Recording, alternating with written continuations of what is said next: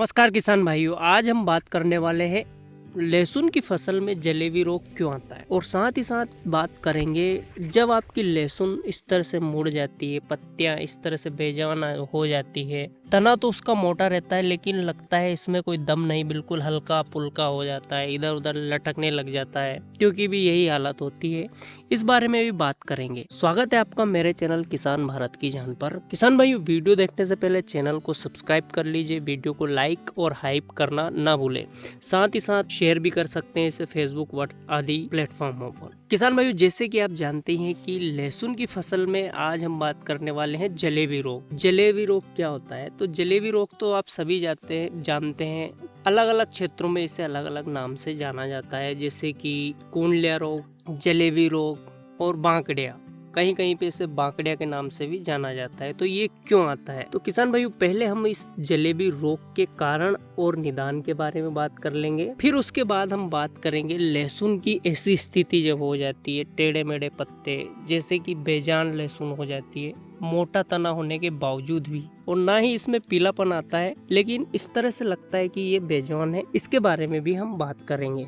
किसान भाइयों, जलेबी रोग क्यों आता है? तो जलेबी रोग के कुछ मुख्य कारण होते हैं किसान भाइयों, जैसे कि उसमें थ्रिप्स लगा होना।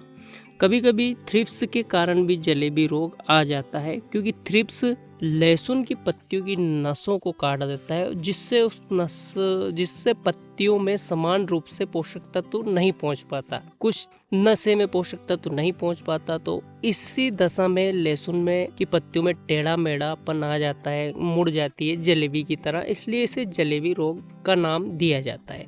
कुछ कारणों में ये फंगस के कारण भी जलेबी रोग दिखाई देता है, जैसे कि जमीन में आपकी में कोई फंगस हो तो भी ये जलेबी रोग आ जाता है। और साथ ही साथ आपको कभी कभी जलेबी रोग बीज के कारण भी आता है। बीज में भी इस तरह की कोई फंगस हो जिससे कारण पौधा अच्छे से न्यूट्रिशन का अपटेक नहीं कर पा रहा हो, तो ऐसी दशा में भी जलेबी रोग का प्रभाव आप देखने को मिलेगा। आपने देखा होगा कि आपके खेत में जिस तरह से पीलापन आता है, उस तरह से जलेबी रोग पूरे खेत में आपको नहीं दिखाई देता। कहीं कहीं पे इक्का दुक्का पौधे में आपको जलेबी रोग दिखाई देता है, कि कहीं कहीं पे आपको पोषक तत्व की कमी के कारण भी जलेबी रोग दिखाई देता है। जिसे आप देख रहे हो इस लहसुन में बिल्कुल भी पीलापन नहीं है, लेकिन ये टेढ़ी मेढ़ी है, तो ये इसमें जलेबी रोग नहीं है, इसकी प्रॉब्लम कुछ और है। तो इसके बारे में हम बात करेंगे बाद में। एक कारण और हो सकता है किसान भाइयों जलेबी रोग का, जैसे ही आप कभी कभी अपने खेत में जाते हो और ज्यादा घनी लहसुन देखकर दूसरी जगह उस लहसुन के पौधे को चोप देते हो, उसकी जड़ें टूट जाती है, जिसके कारण भी जलेबी रोग देखा गया है। मैंने खुद ने ये अनुभव किया है कि मैंने बहुत सारी जगह ऐसी लहसुन का पौधे को उखाड़ कर दूसरी जगह लगाया था, उनमें टेढ़ापन दिखा है मुझे, जलेबी रोग की समस्या दिखी है। तो जड़ों का पूर्ण विकास न होना भी जलेबी रोग का कारण बन सकता है। साथ ही साथ एक कारण और है जलेबी रोग का, वो है आपके खेत में रोजड़ाओं को निकल जाना, जंगली जानवरों का निकल जाना और जड़ों को एक साइड से डैमेज कर देना, मतलब जड़ें तोड़ देना। जैसे कि यहाँ लात रखी तो इसकी जड़ें अगर टूट गई तो इसमें कहीं ना कहीं जलेबी रोग की शिकायत आपको देखने को मिलती है। तो ये कुछ कारण हुए जलेबी रोग के। अब हम बात कर लेते हैं इसके निदान की, कि इसका निदान क्या है जलेबी रोग का। जलेबी रोग एक पोषक तत्व की कमी के कारण भी आता है।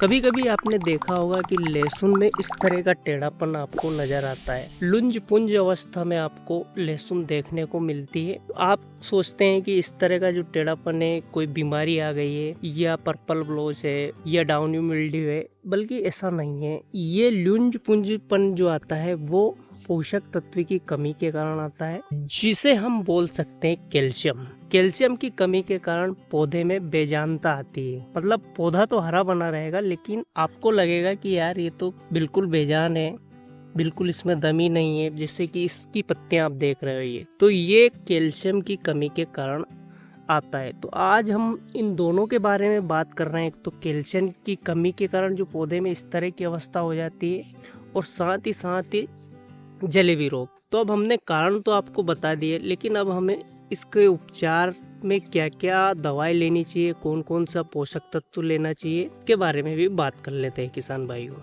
तो इन दोनों समस्याओं के समाधान के लिए हमें स्प्रे का सहारा लेना पड़ेगा। लेकिन अब स्प्रे कौन सा लें? तो हमें एक तो लेना है फंगीसाइड, एक लेना है इंसेक्टिसाइड और एक लेना है पोषक तत्व जिसे हम कैल्शियम कहते हैं।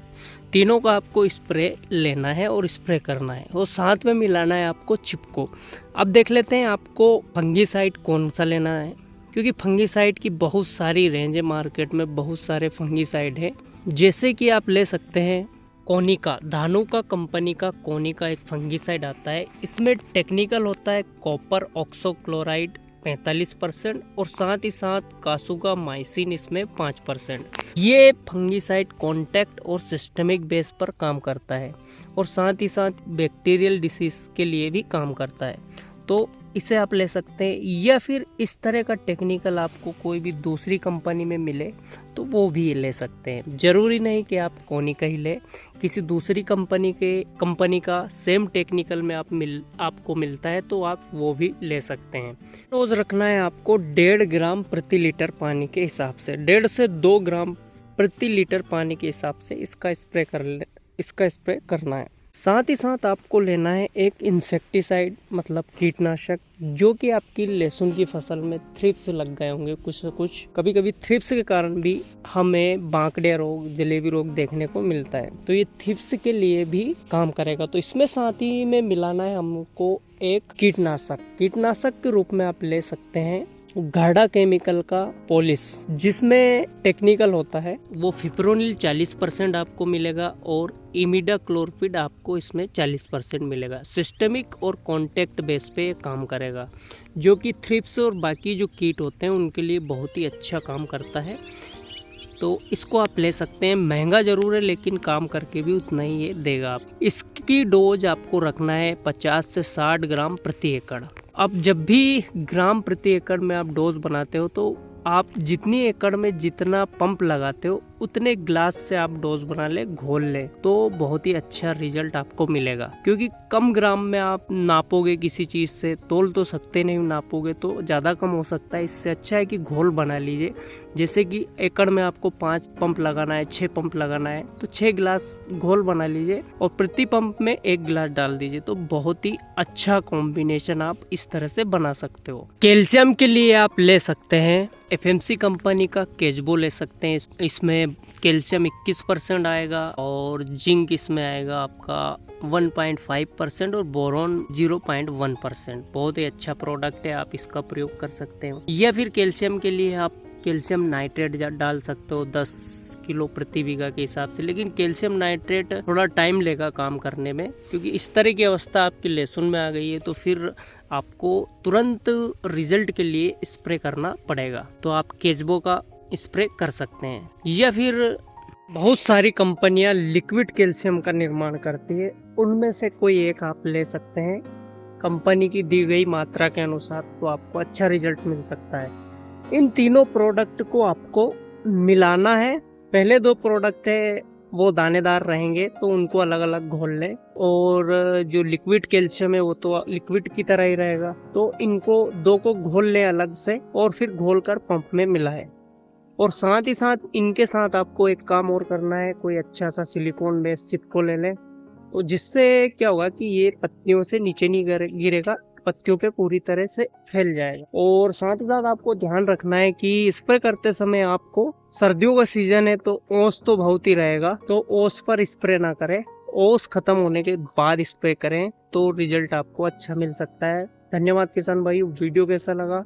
वीडियो अच्छा लगा हो तो लाइक करिए, शेयर करिए और कमेंट्स करना ना भूलें। धन्यवाद।